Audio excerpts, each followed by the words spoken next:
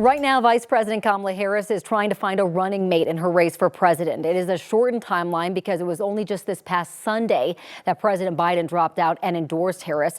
A few names have popped up on a potential shortlist, though the Associated Press says her team is vetting even more possibilities now. This morning, Seth Musket, a professor of political science at DU, joins us to talk about this process. Thank you so much for coming in. Certainly. Really appreciate it. Before we dive into the VP conversation, I do want to talk to you about the Obamas. They gave their endorsement this morning to Harris. We learned about that overnight. What weight do you think that's going to have for her? I mean, at this point, it's not that much just because almost every public official in the Democratic Party has already come out in support of Kamala Harris's nomination.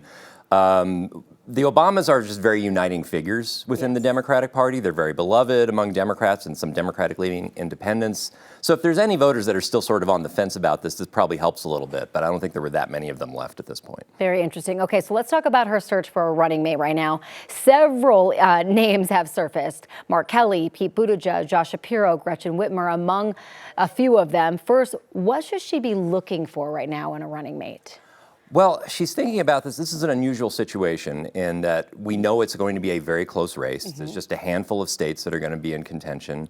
And one of the things she's obviously clearly thinking about is, do any of these candidates bring a state with them, right? Can they help me win a swing state that I wouldn't otherwise get? That's obviously a pretty important thing. I think she's also looking maybe for someone who balances her ticket in a little way. Like if she's seen as liberal, maybe someone is seen as more conservative or something like that. So you bring up a really good point, because initially there were so many conversations about Pete Buttigieg, right? But I feel like his name has faded just a little bit in the recent days, and you're talking about someone who can bring a state with them. So Mark Kelly, maybe, Shapiro. What are your thoughts about them?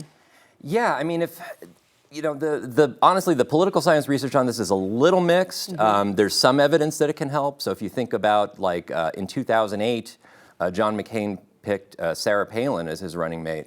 There were a lot of problems with her candidacy, but she did boost turnout in Alaska for the Republican ticket. Now, Alaska was never in play that year, so it didn't really matter that much. But if you're thinking about, you know, a state like Pennsylvania, which is reliably very competitive, has a lot of electoral votes, and if that's something that someone like Josh Shapiro could bring with him, that's hard to pass up. Arizona is also likely to be a swing state, and if Kelly could bring that with him, that's something to consider as well. What are your thoughts about Pete Buttigieg? Pete Buttigieg, I mean, he's from Indiana. There's very little chance he could bring Indiana with him. That is most likely going to remain a Republican state. His real strength, first of all, like he's, I think, distinguished himself within the Biden administration so far. What he's really good at more than most any other Democrats is going on conservative media and giving really devastating interviews. Like he's very sharp, he's very on point.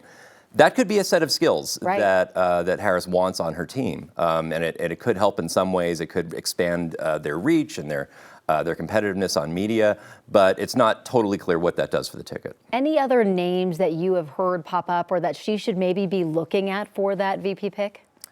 I've heard a few other names. Walz, the governor in Minnesota, I think they've been very friendly with each other. That's also a state that leans Democratic, but not by a lot.